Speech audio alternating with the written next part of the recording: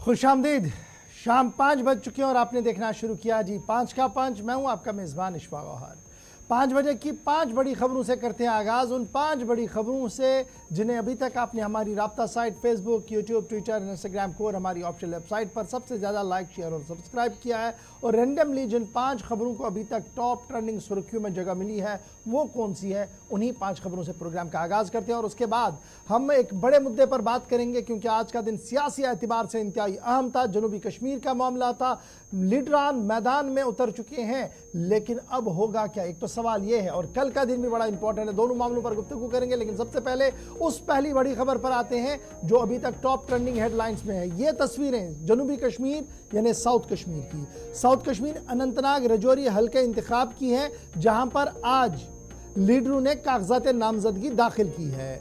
Mehbooba Mufti peoples democratic party की सदर और नामजद उम्मीदवार ने आज अपने कागजात नामजदगी दाखिल किए। उसके साथ साथ मियां अल्ताफ अहमद नेशनल कॉन्फ्रेंस के नामजद उम्मीदवार हैं, उनकी तरफ से कागजात नामजदगी दाखिल की गई। फिर जम्मू कश्मीर अपनी पार्टी के senior vice president Zafar Manhas ने भी आज अपने कागजात नामजदगियां दाखिल की हैं। और कागजात नामजदगी दाखिल करते वक्त जहां कारकुनों की एक अच्छी खासी तादाद इन लीडरों के हमरा थी, जब कागजात नामजदगियां दाखिल हो रही थी, वहीं पर मीडिया से भी कई लीडरों ने गुफ्तगू की और कई बार यह भी कहा कि इतिहाद तो अपनी जगह था, लेकिन पारा पारा किसने किया, सवाल पे सवाल उठाए गए। उमर ने आज पलटवार भी किया है। डिटेल के साथ इस खबर पर चर्चा करेंगे, बात करेंगे, लेकिन थोड़ी सी देर के बाद तो बात आज जनूबी कश्मीर, जहां पर कागजात नामजदगी दाखिल करने का दिन था और 3 बड़े लीडरों की तरफ से कागजात नामजदगियां दाखिल कर दी गई हैं। चलिए जनाब दूसरी खबर पर आते हैं जी। और दूसरी बड़ी खबर भी इंतखाबात के हवाले से है। और ये आप देख रहे हैं कि मैन एंड मशीनरी यानी ईवीएम्स, सिक्योरिटी जवान और अमला जो है ये रवाना कर दिया गया। कल मुल्क के साथ साथ जम्मू कश्मीर की एक असेंबली से लोकसभा सेगमेंट के अंदर भी इंतखाब होने जा रहा है। उधमपुर हल्के इंतखाब के अंदर कल इंतखाब होगा और इस सिलसिले में उधमपुर हल्के इंतखाब जो डोडा, बदरवा, रामबन और कठुआ के ज़िलों पर मुश्तमिल है। इन इलाकों के अंदर जहां कल आम तातील का ऐलान कर दिया गया, ताहम आज बाज़ाब्ता तौर पर हल्के इंतखाब के अंदर ऐसन तरीके से इंतखाबात हो, आज पोलिंग अमला रवाना कर दिया गया, सिक्योरिटी डिप्लॉय कर दी गई और उन हसास पोलिंग मरकज़ पर डबल लेयर सिक्योरिटी आज से ही तैनात कर दी गई है, ताकि कल सुबह 7 बजे से जब पोलिंग का अमला शुरू होगा तो बिला खलल ये मामला चले। इधर चीफ इलेक्टोरल ऑफिसर ने इस बात की वजाहत कर दी कि मुल्क के साथ साथ कल उधमपुर लोकसभा हल्के के अंदर भी इंतखाब होगा, जहां पर तमाम तैयारियां मुकम्मल कर दी गई है और उम्मीद की जा रही है कि एदाद शुमार जिस तरीके से माजी में आए हैं, ब्रिस्क पोलिंग जो कई बार देखी गई है इस हल्के इंतखाब के अंदर, उसी तरीके से लोग बाहर आएंगे और हल्के अपने हक के राहदी का इस्तेमाल करेंगे। कल 2024 इंतखाबात का पहला दिन। चलिए जनाब तीसरी खबर पर आते हैं और मौसम का मिजाज, जहां लोगों के अंदर जोश, जज्बा और वलवला अपनी पार्टियों के लिए साफ नजर आ रहा था, वहीं पर शहर समेत गांव देहात के अंदर हल्की से दरमियाना दर्जे की बारिशें फिर से रिकॉर्ड की गई है। महकमे मौसमियात की पेशनगोई के मुताबिक आज और कल बाद दोपहर तक यानी कल शाम तक मतला अबर आलूद रहेगा। कई मकामात पर बूंदाबांदी होगी और कई मकामात पर तेज बारिशों के साथ हवाएं भी चलने का इम्कान है। और यही वजह है कि महकमे मौसमियात की पेशनगोई के ऐन मुताबिक सूबाई और जिला इंतजामिया ने कई मकामात पर एडवाइजरियां भी जारी कर दी हैं और बालाई इलाकों के अंदर रहने वाले लोगों से साफ कर दिया गया है कि मतला अबर आलूद और तेज हवाओं के पेश नज़र एहतियात बरते, क्योंकि तोदे गिरना या मिट्टी की गिरने के कई बार वाक़यात रोनुमार होते हैं और इस वजह से कई बार हादसा भी हुए हैं। ताहम आज श्रीनगर समेत वादी के मुख्तलिफ इलाकों के अंदर बारिशों का सिलसिला दिन भर जारी रहा, जो शाम गए तक यानी अभी तक भी वादी के अंदर जारी है। चलिए जनाब चौथी खबर दरियाए जहलम और आज तीसरा दिन उस ऑपरेशन का जब गंडबल सोइटेंग श्रीनगर के अंदर एक कश्ती टूटी, कुछ लोग दरिया बोर्द हुए, कुछ को बाजियाब किया गया, कुछ की लाशें मिली, और कुछ के लिए तलाश अभी भी जारी है। और आज तीसरे दिन भी SDRF, NDRF, मार्को और मकामी नौजवान, मकामी रजाकार पूरी छांट मारते रहे, पूरा इलाका छानते रहे और पानी के अंदर जाते रहे। हुक्स का इस्तेमाल किया गया, गैजेट्स का इस्तेमाल किया गया और उन लाशों को ढूंढा जा रहा है जो मुसलसल पिछले 3 दिन से अभी लापता है। इधर इलाके के अंदर सफ़े मातम बिछा हुआ है। ताज़ियत करने वालों का सिलसिला लगातार जारी है। मुख्तलिफ सियासी लीडरों और मजहबी अंजुमनों के सरबराहान की तरफ से भी इस इलाके के अंदर जाने का सिलसिला जारी है और गमज़दा ख़ानदान के साथ ताज़ियत की जा रही है। इधर सियासी लीडरों ने लेफ्टिनेंट गवर्नर इंतज़ामिया पर भी सवाल उठाए हैं और कहा है कि तेज़ दर तरक्की का जो दावा कई बार आज तक किया गया, इस हादसे ने सबकी पोल खोल दी है। चलिए जनाब, 5वीं खबर, पुलवामा रोहमा। पुलवामा का गांव जहां पर आज रेवेन्यू ऑफिशियल्स और पुलिस की मुश्तरका कार्रवाई हुई और ये कार्रवाई हुर्रियत कॉन्फ्रेंस के साबिका अरकानों के घरों पर हुई। अगरचि पुलिस की तरफ से फौरन कोई बयान जारी नहीं किया गया, ताहम ये साफ कर दिया गया कि मुसद्दिका इत्तला मिलने पर यह क्रैकडाउन किया गया था पुलवामा के अंदर साबिक हुर्रियत लीडरों के घरों पर और कई चीज़ें जो शकावर थी, जिसके बारे में पूछताछ करनी थी, वो मुकम्मल की है। अब आगे क्या गिरफ्तारियां होनी है, मजीद क्या कार्रवाई होगी, अगर उस पर पुलिस की तरफ से भी कोई वजाहत नहीं हुई, ताहम बाद सपहर यह कार्रवाई शुरू हुई जो थोड़ी देर पहले इख्तिताम पजीर हो चुकी है। चलिए जनाब, ये तो थी वो 5 खबरें जिन्हें अभी तक आपने हमारे social media site Facebook, Twitter, Instagram के ऊपर देखा, लेकिन अभी तक की अहम और बड़ी खबर पर आते हैं और बात करते हैं इंतखाबात के हवाले से। इंतखाबी दंगल का मैदान सज चुका है। जनूबी कश्मीर में सजा है सियासी मैदान। बड़ी खबर, जनूबी कश्मीर से 3 बड़े रहनुमाओं ने कागजात नामजदगी आज दाखिल कर दी है। इंडिया इत्तेहाद की जीत, उमर अब्दुल्ला को है यकीन। महबूबा मुफ्ती और जफर मनहास ने बड़े सवाल उठाए हैं इंडिया इत्तेहाद और दीगर मामलों पर, लेकिन सबकी नजरें अब रहेंगी जनूबी कश्मीर पर, जहां पर साबिक वजीर आला महबूबा मुफ्ती मैदान के अंदर है, पीपल्स डेमोक्रेटिक पार्टी की लीडर है, उसके साथ साथ मजहबी पेशवा और मारूफ गुजर लीडर मियां अल्ताफ अहमद मैदान के अंदर है, उनके साथ साथ पहाड़ी लीडर और वाइस प्रेसिडेंट अपनी पार्टी जफर मनहास मैदान में है। न सिर्फ 3 लोग मैदान में हैं, बल्कि कुछ और लोग भी मैदान में हैं। ताहम बड़ा मुकाबला इन्हीं 3 लीडरों और इन्हीं 3 पार्टियों के दरमियान देखने को मिल सकता है। इधर जो ही आज कागजात नामजदगी दाखिल कर दी गई, उसके फौरन बाद उमर अब्दुल्ला ने निशाना साधा। न सिर्फ भारतीय जनता पार्टी को अपना निशाना बनाया, बल्कि पीपल्स डेमोक्रेटिक पार्टी पर भी निशाना साधते हुए कहा कि वक्त आ गया है जब रियासती अवाम खरे और खोटे का फैसला सुनाए। इस बीच पलटवार महबूबा मुफ्ती की तरफ से भी किया गया और कहा कि यह इंतखाब बिजली, पानी, सड़क का नहीं है, बल्कि यह इंतखाब है खोया हुआ वकार वापस पाने के लिए। इस बीच जम्मू कश्मीर अपनी पार्टी के वाइस प्रेसिडेंट और सीनियर लीडर जफर मनहास ने कागजात नामजदगी दाखिल करने के बाद प्रेस कॉन्फ्रेंस करते हुए ताबड़तोड़ हमले किए। कहा कि सेल्फ रूल के कागजात कहां पर है। न सिर्फ सेल्फ रूल बल्कि रीजनल ऑटोनॉमी, बंदूक और जायदादों का मामला भी आज कहीं ना कहीं जफर मनहास ने उठाया, जिसके बाद यह साफ है कि आने वाले दिनों में जब इलेक्शन कैंपेनिंग और जोर पकड़ेगी तो मजीद कुछ चीजें खुलकर सामने आएंगी। इस बीच जिस तरीके का वलवला, जोश, जज्बा पार्टी वर्करों के अंदर देखने को मिला, उससे साफ लग रहा है कि आने वाले दिनों में इंतखाबी दंगल में और ज्यादा गर्माहट देखने को मिलेगी। फटाफट से उमर, महबूबा और जफर मनहास क्या कुछ कह चुके हैं, मुख्तसर सी बातें आपके सामने शेयर करेंगे। उसके फौरन बाद इकबाल त्रमू, पीपल्स डेमोक्रेटिक पार्टी के तर्जुमान हमारे साथ होंगे, अल्ताफ ठाकुर, तर्जुमान भारतीय जनता पार्टी हमारे साथ होंगी, एडवोकेट नीलोफर सीनियर लीडर और तर्जुमान है नेशनल कॉन्फ्रेंस की हमारे साथ होंगी। तीनों के साथ गुफ्तगू करेंगे, लेकिन सबसे पहले तीनों लीडरों की आवाज और बात भी सुनते हैं। पार्टियां हैं उनके तरफ से जनाब मियां अल्ताफ साहब ने आज अपना नॉमिनेशन पेपर जो है डीसी साहब को सबमिट किए हैं और हम उम्मीद कर रहे हैं कि इंशाल्लाह इस इलेक्शन में तमाम पार्टियों के ताउन से मियां साहब जो हैं एक अच्छी कामयाबी इस इलेक्शन में हासिल करेंगे। मैं खासकर तंजीम के सदर जनाब फारूक साहब की तरफ से मीर साहब का शुक्रगुजार हूँ जो ख़ास दिल्ली से अपनी बाकी जिम्मेदारियां छोड़ के यहाँ आए हैं ताकि जब मियां साहब अपने कागज़ सबमिट करें तो इनकी भी प्रेजेंस यहाँ पे बहुत ज़रूरी थी और ये आए जिसके लिए हम इनका शुक्रगुजार हैं। बिजली पानी सड़क के लिए नहीं है।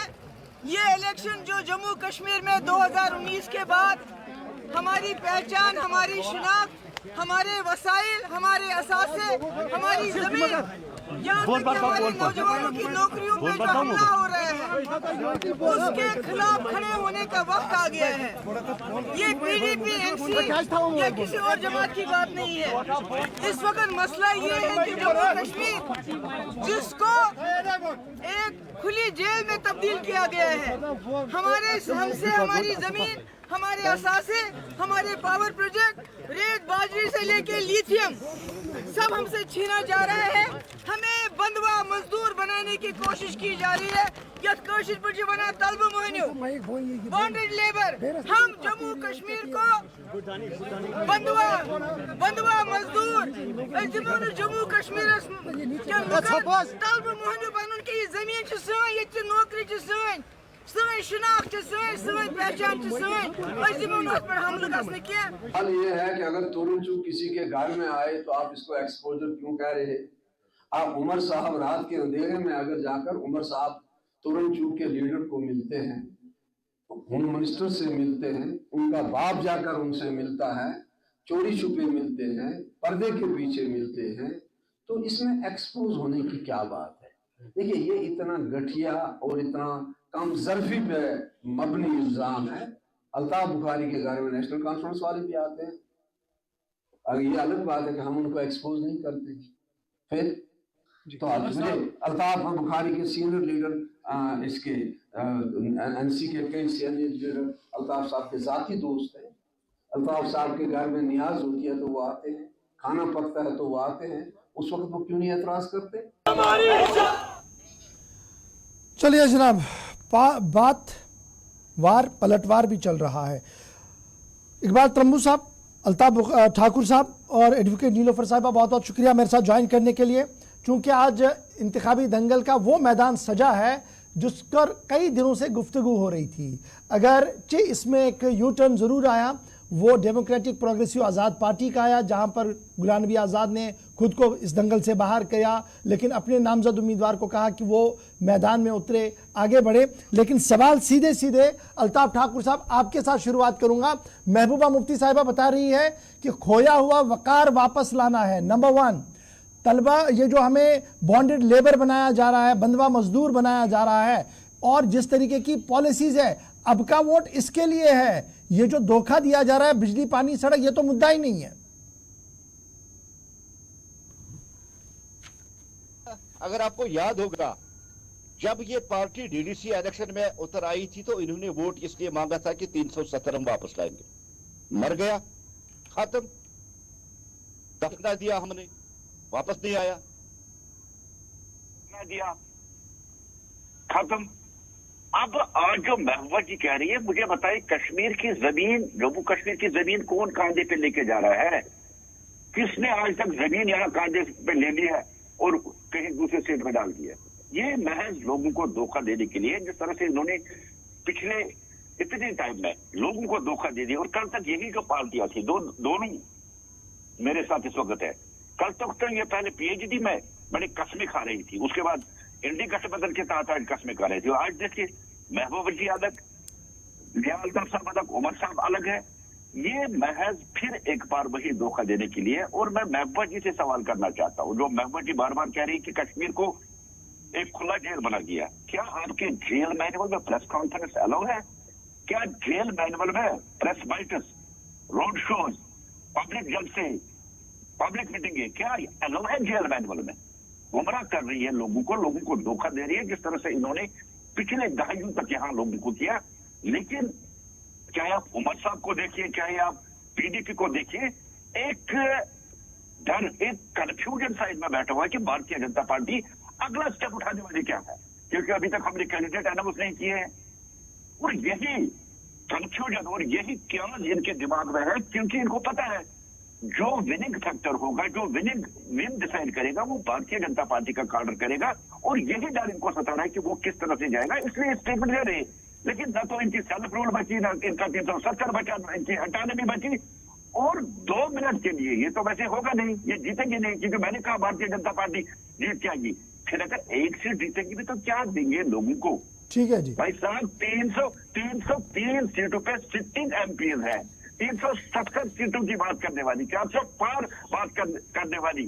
फिर एक सीट अगर खुदा न खासा कोई जीत भी गया, वैसे दिखता ही नहीं है, तो क्या करेंगे? क्यों लोगों को धोखा दे रही है? ठीक है जी, एक बात तंबू साहब फटाफट से जरा रिस्पॉन्ड करें। कह रहे हैं कि जनाब अगर ओपन जेल है या जेल खाना बना है तो प्रेस कॉन्फ्रेंसेस कैसे, बड़े जलसे कैसे, भारत मुखालिफ बयानात कैसे? ये तो चलता ही तब है जब एक सिस्टम है, जब एक निज़ाम है, जब एक अदलिया का सिस्टम है, उसी के नीचे ये सब कुछ चल रहा है। तो ये बार बार सेंटिमेंटल सियासत क्यों?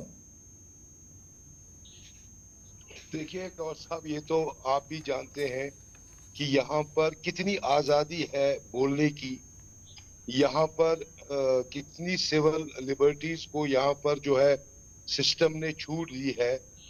आप हद देखिए, यहाँ पर गवर्नमेंट मुलाजमों पर कदगने हैं कि वो भी एडमिनिस्ट्रेशन के पॉलिसीज के खिलाफ बात नहीं कर सकते हैं। लीडर्स और आम पब्लिक की तो आप बात ही छोड़ दीजिए। जहां तक यहाँ के नौजवानों का जेलों में बंद होने का सवाल है, वो खाका भी आपके पास खुला पड़ा है कि कितने नौजवान जम्मू कश्मीर के जो है, बिलखुसूस कश्मीर के, हिंदुस्तान के मुख्तलिफ जेलों में बिना इलाज के, बिना चार्ज प्रूव किए हुए जेलों में इस वक्त हैं। यहाँ पर आपको भी अंदाजा है कि कितनी छूट है और कितनी डेमोक्रेसी है। ये बीजेपी जो है, बीजेपी का एक मैकेनिज्म है, प्रोपेगेंडा मैकेनिज्म, और ये सिर्फ प्रोपेगेंडा करती है और लोगों को गुमराह करती है। और इनका काम ही यही है कि लोगों तक वो खबर पहुंचाना जिससे लोग गुमराह हो जाए। इन्होंने सारे हिंदुस्तान को इन 5 सालों में ये 370 इतनी दफा बेचा है कि सारे हिंदुस्तान की आवाम को ये लगता है कि शायद जम्मू कश्मीर किसी और मुल्क का हिस्सा था।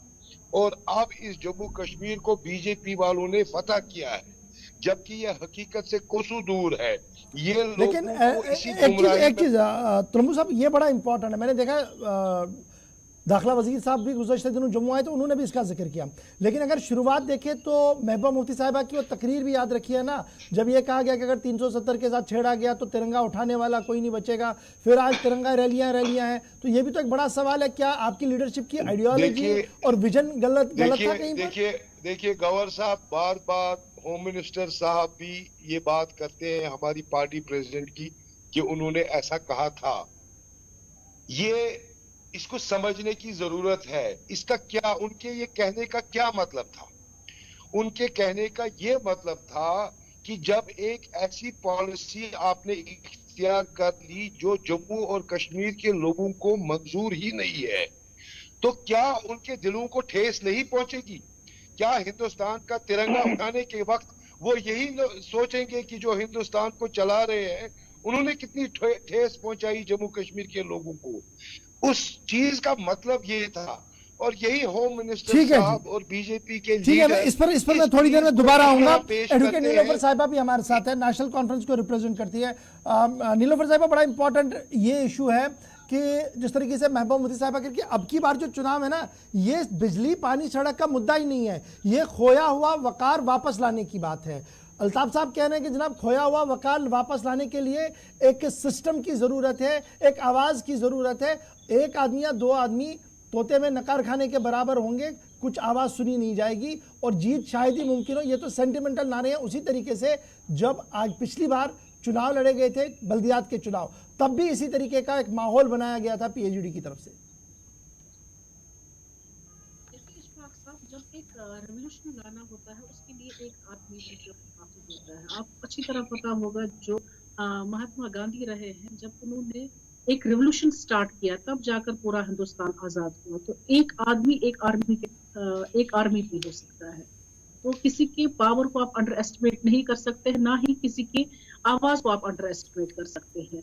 जहां तक रही बात आज के इलेक्शंस की, जो आज के इलेक्शन है ये बिल्कुल सही है। हमारा वकार जो है, जो हमने आइडेंटिटी, हमारा कॉन्स्टिट्यूशन फ्लैग हमारे जिस्म के 2 हिस्से किए गए, जिसमें लद्दाख को अलग कर दिया गया और साथ में 370 और 35A जो है वो भी हमसे छीना गया, जो भी हमें प्रिविलेजेस दिए गए थे अंडर इंडियन कॉन्स्टिट्यूशन।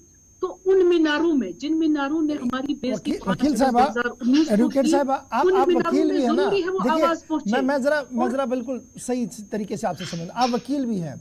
जिस तरीके से अब आप भी एक नैरेटिव सेट करने की कोशिश कर रहे हैं, उमर साहब तो थोड़ा लाइन डिफरेंट यूज कर रहे हैं, लेकिन जिस तरीके से आप लाइन को सेट कर रहे हैं, चुनाव में उन मुद्दों को लाना जहां पर सुप्रीम कोर्ट भी किसी फैसले को वेट कर चुका हो, क्या ये सही है या सिर्फ सेंटिमेंटल सियासत है?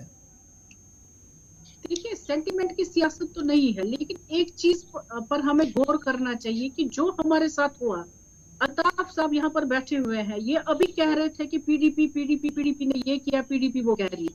ये वही लोग हैं जिनके साथ इन्होंने हाथ मिलाकर यहाँ पर सरकार बनाई और सरकार चलाई। अगर हम पार्लियामेंट का फ्लोर लेते हैं, वो बहुत ही इंपॉर्टेंट एक फ्लोर है, जहां पर वो लोग जिन्होंने कपड़े फाड़े और जब 370 हमसे छीना गया, 35A हमसे छीना गया, उन्होंने उसके अगेंस्ट वोट नहीं डाला। मैं उस सियासत की बात नहीं कर रही हूँ। आप इन सालों में देख लीजिए कौन से वो लोग थे, वो जम्मू कश्मीर नेशनल कॉन्फ्रेंस के ही MP थे, जिन्होंने हर एक मुद्दा, चाहे वो छोटा था यहाँ के लोगों से जुड़ा हुआ, चाहे वो बड़ा मुद्दा था यहाँ से लोगों से जुड़ा हुआ था, वो उन्होंने वहां पर उठाया। इस इम्पोर्टेंट फ्लोर को हम नजरअंदाज नहीं कर सकते। नजरअंदाज वाली बात ही ना, मैं हम तो कह रहे हैं कि आप चुनाव में लड़े, जिस तरीके से उमर साहब खुलकर चुनाव लड़ रहे हैं, ये तो अच्छी बात है। आपका काडर मैदान में है, वो चुनाव लड़ रहा है, ये एक खुशाइन कदम है। लेकिन सवाल यही है ना कि मुद्दे की तरह लिया जाए, सेंटिमेंटल सियासत ना हो। फिर तो नेशनल कॉन्फ्रेंस का भी वही इल्जाम लगेगा जो PDP पर लग रहा है। फिर आप जिस तरीके से चलाने की कोशिश कर रहे हैं, ऐसी कोई बात नहीं। मुझे बता दीजिए, यहाँ के लोग जो है वो अपनी रिजेंटमेंट किस तरीके से दिखाएं। प्रोटेस्ट वो चाहते नहीं है और ना ही हम उनको सजेस्ट करेंगे प्रोटेस्ट कीजिए। वो यहाँ पर करते हैं वो चीज जो उनके साथ 5 अगस्त 2019 को हुआ, वो उनके खिलाफ था, तो वो उसके साथ नहीं थे और वो फैसला जो हुआ वो नामंजूर। और यही एक वक्त है जहां पर वो उस रिजेंटमेंट को अपनी दर्ज करा सकते हैं। ठीक है जी, रिजेंटमेंट को दर्ज कराने का ये तरीका है कि लोगों को कहा जाए कि जनाब माजी में जो कुछ हुआ वो गलत है, लेकिन उसी आईन और उसी मुल्क के साथ हमने चल के आगे बढ़ना होगा और अपनी बात भी करनी है। अल्ताफ ठाकुर साहब जरा जवाब दीजिएगा दोनों बातों को। त्रम्बू साहब ने भी पलटवार आप ही पर किया, नेशनल कॉन्फ्रेंस भी तमाम गन आप ही की ओर किए हुए हैं और कह रहे हैं कि जनाब जिस तरीके की हवा बनाई जा रही है, दरअसल मुद्दे तो अलग है, हमें भटकाने की कोशिश की जा रही है। देखिए गवर साहब, मुद्दा एक ही है और जिस मुद्दे पे हम लड़ रहे हैं वो मुद्दा है डेवलपमेंट का, विकास का। और मैं पहले भी कह चुका हूं आपको कि न तो जम्मू कश्मीर की जमीन किसी ने कांधे पे ले ली और ना कोई लेगा। जिस तरह बाकी स्टेट्स है उस तरह जम्मू कश्मीर भी एक स्टेट है। और जहां तक बात ये कर रही है कि देखिए, मैंने पहले भी कहा है आपको, अब भी दोहरा रहा हूं, इसी मुद्दे पे लड़े थे ना, 370 वाले मुद्दे पे लड़े थे ये इलेक्शन कि 370 वापस लाएंगे। कहां से लाया इन्होंने 370? इस बात को लोग समझते हैं, लोग अच्छी तरीके से समझते हैं। खासकर जो महबूबा जी का आप जो आज स्टेटमेंट देख रहे हैं कि बिजली पानी ये नहीं चाहिए, मुझे बताइए, लोगों को आपके 370 के साथ कुछ लेना देना नहीं। उनको खाने को रोटी चाहिए जो मोदी जी पिछले 5 साल से दे रहा है, उनको बिजली चाहिए, उनको पानी चाहिए जो हर जब से नल जो मोदी जी आज दे रहे, उनको वो चाहिए। उनको आपके 370 से लेना देने, अगर 370 से उनको लेना देना ठीक है जी। जिस दिन सुप्रीम कोर्ट की वर्डिक्ट आई तो लोग सड़कों पे निकलते एहतजाज करते, राइट सर। लोगों को गुमराह। नीलोफर साहिब कह रहे हैं कि लोगों ने तो एक्सेप्ट कर लिया पहले भी, उसके बाद भी खामोशी के साथ सब कुछ चल रहा है, आप लोग उकसा रहे हैं। ये तो अल्ताफ साहब लगातार इल्जाम लगा रहे हैं, रेस्पॉन्ड करें जी जल्दी से। नीलोफर साहब रेस्पॉन्ड करें। देखिए, जो ये कह रहे थे यूटी अब है, स्टेट तो है नहीं, ये at par with other states. इनसे पूछ लीजिए डिलिमिटेशन दूसरे स्टेट्स में क्यों नहीं हुई। इनसे पूछ लीजिए आप, जो नॉर्थ ईस्टर्न स्टेट है वहां पर 371 है, उनके प्रिविलेजेस है, जम्मू कश्मीर से क्यों छीना गया? किस डेवलपमेंट की बात कर रहे हैं? कल तो हमने इतनी अजीम जाने खोई, एक पुल नहीं बन पाया इनसे 10 सालों में, तो ये किस डेवलपमेंट की बात कर रहे हैं? कौन सा ऐसा प्रोजेक्ट इन्होंने लाया या कोई इन्होंने यहाँ पर फर्म खोली, कोई फैक्ट्री खोली जहां पर हमने कहा हो 2019 के बाद यहाँ पर कोई डेवलपमेंट होगी है? जो ये शीशा बनाकर रखा है, एक स्मोक स्क्रीन इन्होंने रखा है कि हम लोग जो है यहाँ पर डेवलपमेंट कर रहे हैं, यहाँ के पुराने प्रोजेक्ट्स है उनको रिबन काटने से ये मतलब नहीं कि आप नया कोई चीज खोल रहे हैं। यहाँ पर यहाँ के लोग जो है हर एक मुसीबत से जूझ रहे हैं। हमारी यहाँ डेमोक्रेसी नहीं है। वो लोग कह रहे हैं कि हम किसके पास जाए? ब्यूरोक्रेसी का रोल है, सिलेक्टेड लोग बैठे हुए हैं, चुनिंदा लोग कहीं है नहीं, तो किस डेवलपमेंट और विकास और सबको साथ चलाने की बात कर रहे हैं? ये वही बीजेपी है जो हमें ये कहती थी 90% जो लोग है परसेंट लोग है वो बीजेपी के साथ है। आज उन्होंने बैकआउट क्यों किया जम्मू कश्मीर से? क्योंकि उनको खदशा है और ये जानते हैं। ठीक है, इसी पॉइंट पर फटाफट से रिस्पॉन्ड करेंगे ना। अगर आपको इतना भरोसा था तो अपने कैंडिडेट लाते ना। आज उमर साहब ये तो कह रहे थे कि आप डर रहे हैं जम्मू कश्मीर की आवाम से, इसलिए 3 सीटों पर अभी तक भी कोई उम्मीदवार नहीं है। हो सकता है रात को कोई आ जाए, लेकिन कहीं ना कहीं डर तो है। जो उमर भी बता रहा है, मैडम भी बता रही है, अगर होता तो खुलकर मैदान में आते, ए बी सी को सामने रखने की जरूरत ही नहीं पड़ती। गौर साहब, दो बातें नीलोफर जी ने कही है, तो और मैं इन दो बातों का आपको जवाब देता हूं। वो गालिब का एक शेर है था, शाहरुख मुझको आती नहीं है। श्रीनगर के एमपी पिछले 10 साल से कौन? डॉक्टर फारूक साहब। और डॉक्टर फारूक साहब के घर से तो जो आपके हाथ में कुछ नहीं था, शर्म तो आपको आनी चाहिए। बोला ना, ये वर्ड इस्तेमाल करते हुए शर्म आपको आनी चाहिए। तहजीब के दायरे में आप बात कीजिए, आप तहजीब के दायरे में बात कीजिए। क्या डॉक्टर फारूक साहब को नजर नहीं गई पिछले 10 सालों में कि यहाँ मुझे पुल बनाना है, या पुल बनाना है? हर किसी चीज पर सियासत नहीं चलती। अगर कोई सच बोलिए। वहाँ है, कल जो इंसिडेंट हुआ है, आप तो आईना फेस नहीं कर सकते। वो डॉक्टर फारूक साहब लोगों को क्या फेस करेंगे? 10 साल से वो श्रीनगर पार्लियामेंट्री कॉन्स्टिट्यूंसी के उन्हीं एमपी के है। दौर में ही वो जो आप कैंडिडेट की बात करें, जो आप कैंडिडेट की बात करें, 10 साल से आप हुकूमत चला रहे हैं, क्या बोल रहे हैं आप लोगों को? गवर साहब, गेम तो यही है, जो खोफ, डर और कयास जो इनमें फैला है कि भारतीय जनता पार्टी। लेकिन एक सवाल बड़ा इंपॉर्टेंट है, एक सवाल तो बनता ही है बीजेपी से, जो लगातार पूछा जा रहा है। डिसाइडिंग फैक्टर होगा भारतीय जनता पार्टी का वही डिसाइड करेगा जीतेगा कौन, हारेगा कौन। ठीक है ना, ये बताइए ना। एक मिनट नीलोफर साहब, ये जो लगातार दावा पेश किया जाता है बीजेपी की फोरफ्रंट पर है और डिसाइडिंग फैक्टर इनके पास है। अगर जरा हुई है, अगर आपको लगता है आपने अच्छा फैसला किया है यहाँ के जवाब के लिए, आ जाइए, लड़िए, मैदान में आ जाइए, मैदान में आ जाइए। मैं आपको चुनौती देती हूँ, मैदान में आ जाइए। अगर मैदान आपका, लोग आपके, सब कुछ आपका, आप क्यों बैकआउट कर रहे हैं? और अब आप गवर्नमेंट को ब्लेम कर रहे हैं, आप गवर्नमेंट को ब्लेम कर रहे हैं। एमपी है, एमपी का श्रीनगर का एमपी का इंसिडेंट श्रीनगर में होता है। ठीक है जी, एक मिनट नीलोफर साहब, एक मिनट सर, मैं वापस आता हूँ, मुद्दे पर आता हूँ। एक मिनट अल्ताफ साहब, नीलोफर साहब, एक मिनट मैं आता हूँ दोबारा आपके पास। एक बड़ा मुद्दा भी है ना, आप लगातार पहले से नैरेटिव ये बना रहे हैं कि जो भी जनाब फैक्टर होगा एंड में, जो जीत की चल जाएगा वो जी होगा बीजेपी का काडर। सवाल तो आज यही उमर अब्दुल्ला आपसे पूछ रहे हैं कि अगर इतना भरोसा है कि काडर आपका मजबूत है तमाम सीटों पर, तो कैंडिडेटों के अनाउंसमेंट में ताखीर क्यों? कल तो आखिरी दिन है जनूबी कश्मीर के अंदर जो सबसे हाई प्रोफाइल कॉन्स्टिट्यूंसी बन रही है।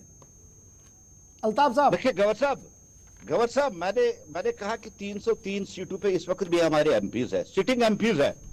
400 सीटों पे हम लड़ रहे हैं, 3 जगहों पे लड़ेंगे तो कौन सी कयामत आ जाएगी?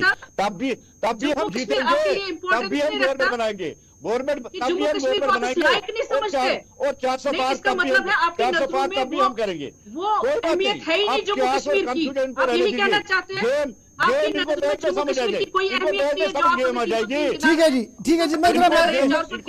तंबू साहब, मैं जरा आपके पास भी, तो मैं आऊंगा मैडम आपके, नीलोफर साहब मैं दोबारा आपके पास आऊंगा। इकबाल तंबू साहब, बड़ा इंपॉर्टेंट आपके लिए भी आज का दिन था, क्योंकि जब हम देख रहे थे India airlines, madam Mehbooba Mufti Srinagar से बेंगलोर भी जा रही है, श्रीनगर से साउथ भी जा रही है, श्रीनगर से दिल्ली की मीटिंग्स में भी जा रही है और अनाउंसमेंट कर रही है कि हम इंडिया इत्तेहाद का हिस्सा है। लेकिन आज जब इंडिया इत्तेहाद को यह दिखाना था कि महबूबा मुफ्ती की जमात भी इंडिया इत्तेहाद का हिस्सा थे, तो जीए मीर साहब जो दिल्ली से आए थे उन्होंने साइलेंटली नहीं खुलेआम नेशनल कॉन्फ्रेंस का साथ देते हुए अंदर चले गए। मीडिया से जब बात की तो दो बातें बड़ी क्लियर की, कहा लड़ाई दो की है जी, नेशनल कॉन्फ्रेंस और पीडीपी की, इसलिए कांग्रेस का रोल ही नहीं बनता है। डायरेक्टली उन्होंने ये कह दिया कि शायद उन्हें पीडीपी की जरूरत नहीं है। क्या पीडीपी इतनी ज्यादा कमजोर है कि दिल्ली वाले भी नहीं लेना चाहते हैं, नेशनल कॉन्फ्रेंस आपको साथ नहीं रखना चाह रहा? उल्टा जो इल्जामात है, जो सवालात है, वो बैक टू बैक आपसे पूछे जा रहे हैं कि जो कुछ हुआ उसकी असल वजह तो पीडीपी है। देखिए गवर साहब, मैं दो बातें आपको क्लियर करना चाहता हूं कि हम इंडिया अलायंस का हिस्सा हैं, आज भी उनका हिस्सा है। जहां तक सीट शेयरिंग की आप बात करते हैं, इतना इंपॉर्टेंट अलायंस का 100% हिस्सा सीट शेयरिंग ही नहीं होता है। हमारी आइडियोलॉजीज एक जैसी है, भले ही सीट शेयरिंग पर हमारी जो है इत्तेफाक राय नहीं हुआ, लेकिन सवाल यही बनता है ना, Congress directly support national conference को कर रही है, तो फिर इत्तेहाद कौन सा है? आइडियोलॉजी का इत्तेहाद नहीं है, सीट का इत्तेहाद नहीं है, कहां पर इत्तेहाद है? फिर मुद्दा बिखर चुका है गवर साहब, इंडिया अलायंस बिखर चुका है, मुद्दा बह गया है, डह गया है। और प्रभु साहब आप भी कह रहे हैं इंडिया अलायंस किससे है?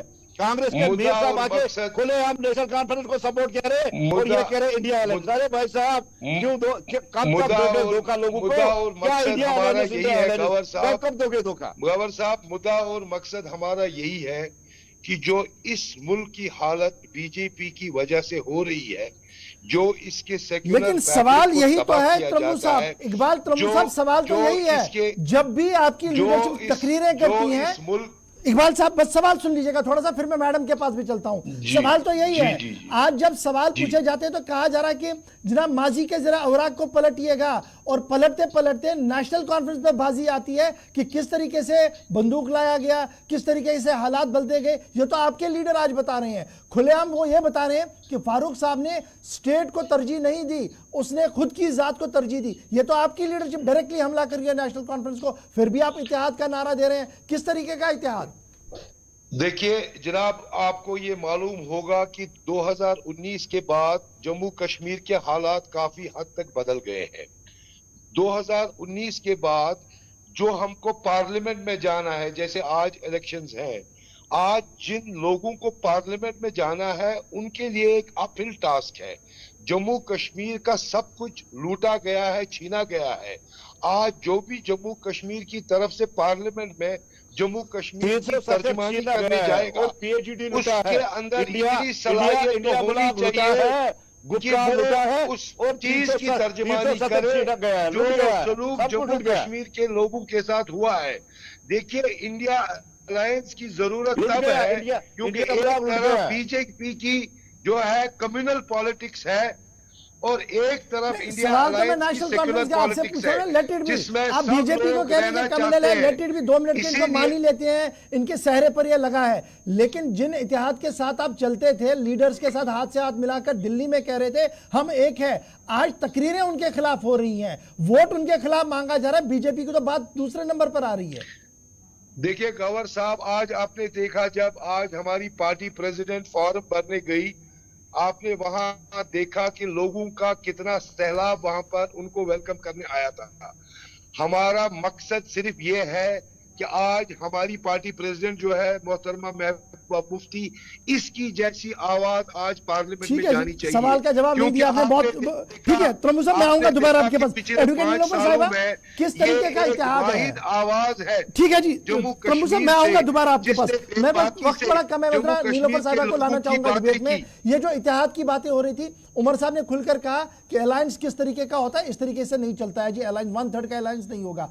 अब जो तकरीरें होंगी वो तो खुलेआम एक दूसरे के खिलाफ होंगी, बीजेपी तो लपेटे में आएगी। फिलहाल नेशनल कॉन्फ्रेंस से पीडीपी भी साउथ के अंदर खुल के चल रहा है, तो इतिहाद और बड़ा मनसबा और बड़ा मकसद जो लोगों को कहा जाता है वो कहां पर चला गया? मैंने आपसे वही अर्ज किया गवर साहब की ये मैं एक मिनट जरा एडवोकेट नीलोफर साहिबा को जरा जवाब देने दे। एडवोकेट नीलोफर साहिबा जी।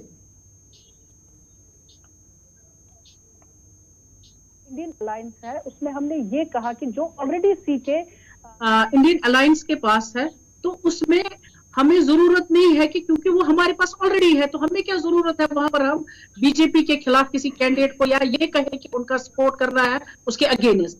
तो क्योंकि ऑलरेडी 3 सीटें थी जम्मू कश्मीर नेशनल कॉन्फ्रेंस के साथ थी, तो उसमें पार्टी को जो उन्होंने फॉर्मूला बनाया उसके हिसाब से वो 3 सीटें दे दी। और जो महबूबा जी है, इन्होंने पहले से ही कहा कि जो डॉक्टर फारूक अब्दुल्ला साहब डिसीजन लेंगे जम्मू कश्मीर के हक में, तो मैं उस हित के साथ हूँ। तो मुझे नहीं मालूम जफर साहब वो ज्यादा वो क्लियर कर सकते हैं कि क्या वजूहात रही है कि वो उससे डिफर कर दी। हालांकि जब उन्होंने ये कहा कि फारूक अब्दुल्ला साहब जो है वो डिसीजन ले सकते हैं, जो भी वो डिसीजन लेके आए विद दैट। ठीक है जी, तो तुम क्या सब जल्दी वजूहात से रही जवाब वो दें। decide अगर कर फारूक सकते साहब हैं? को छोड़ दिया था फिर तो फैसला हुआ था। अब ये तीसरा विंग और बैक एंड पे फोर्सेस कौन थी जिन्होंने पीडीपी को कहा कि आप मैदान में आए? देखिए गवर साहब, देखिए मैं वो नहीं कह सकती, वो तो ये जफर साहब क्लियर कर सकते हैं। जम्मू कश्मीर नेशनल कॉन्फ्रेंस जो ये हर किसी के तनकीद का निशाना बनी है, ठीक है, चाहे वो कोई भी पार्टी है। आप सोशल मीडिया देख लीजिए, उसमें आपको खुद पता चलेगा। उसके बावजूद भी ना हमने जख्म पहुंचाने की कोशिश की और ना हम चाहते हैं कि जो इंडिया अलायंस है उसको कोई जख्म हमारी वजह से पहुंचे। चलिए गवर साहब, इसमें कोई शक नहीं है कि फारूक अब्दुल्ला साहब पीएजीडी को हेड कर रहे थे, लेकिन जैसा हमारी पार्टी प्रेसिडेंट ने आपको पिछली प्रेस कॉन्फ्रेंस में भी बताया कि ये फैसला लेने से पहले फारूक साहब को चाहिए था कि वो पीडीपी के साथ एक मशावरत करती, और उसके बाद महबूबा मुफ्ती साहिबा ने तो इतना भी कह दिया था कि अगर फारूक साहब की ऑलरेडी उन्होंने डिसीजन किया, जिसमें उमर साहब भी बैठे हुए थे, इंडियन अलायंस के लोग बैठे हुए थे। लेकिन ये हमारी कहा कि जो फारूक साहब डिसीजन लेंगे एनसी जो है एडमेंट रही, एनसी जो अपने बातों पे एडमेंट रही, और उनने ये भी जरूरी नहीं समझा कि इस बात पर मशावरत। ठीक है जी, चलिए ठीक है जी, मैं आऊंगा। आखिरी कमेंट अल्ताफ साहब, बड़ा इंपॉर्टेंट है। माजी में जम्मू कश्मीर के लोगों की सेल्फ रूल, अब 370 की वापसी और दीगर चीजों का नारा है, तो किस तरीके से आने वाले दिनों में आप कैंपेन देखते हैं? और क्या साउथ कश्मीर की सीट पर भारतीय जनता पार्टी की तरफ से भी कोई उम्मीदवार होगा कल तक? अगर नहीं तो सपोर्ट किसके लिए, डायरेक्टली इनडायरेक्टली? देखिए गवर साहब, मैंने आपको कही कि कोई बड़ी बात नहीं है। हम 543 सीटों पे लड़ रहे हैं, 416 सीटों पे भारतीय जनता पार्टी अकेले लड़ रही है, और 3 सीटों पे इलेक्शन न लड़ी तो कुछ कयामत आती नहीं है। तब भी हम 400 पार करेंगे और तब भी हम पावर में आ जाएंगे। और जहां तक आप बात करें कि देखिए हम ख्याल पार्टीज है, डिफरेंट पार्टीज है। अब ये हम ख्याल पार्टियों का भी जिक्र कर दीजिए ना, कौन कौन सी है? हमारा जो कल आपने अमित शाह जी की रैली को भी कवर कर दिया। होम मिनिस्टर साहब कहते हैं कि 3 फैमिलीज को हराना है, बाकी जो कोई भी है हमारा दोस्त है। और मैं फिर एक बार आपको दोहराता हूं, भारतीय जनता पार्टी का जो कार्ड है वही फैसला करेगा। हम ख्याल पार्टी को हम सपोर्ट करेंगे, लेकिन जो ये 3 फैमिलीज है जिन्होंने 370 सर्फ लूट वो इन चीजों पर सियासत की, इनको हराना है और इनको इस बार हराना है।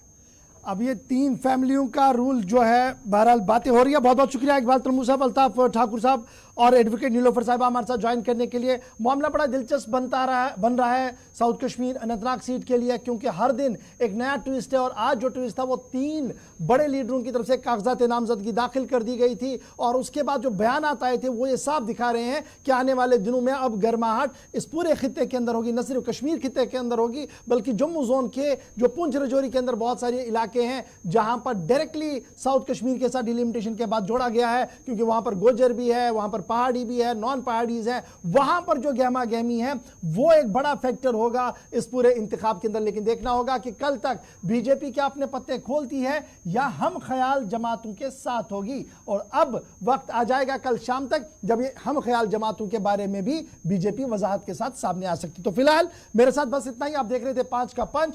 छोटा सा ब्रेक होगा, ब्रेक के फौरन बाद आप देखेंगे जी ग्राउंड रिपोर्ट।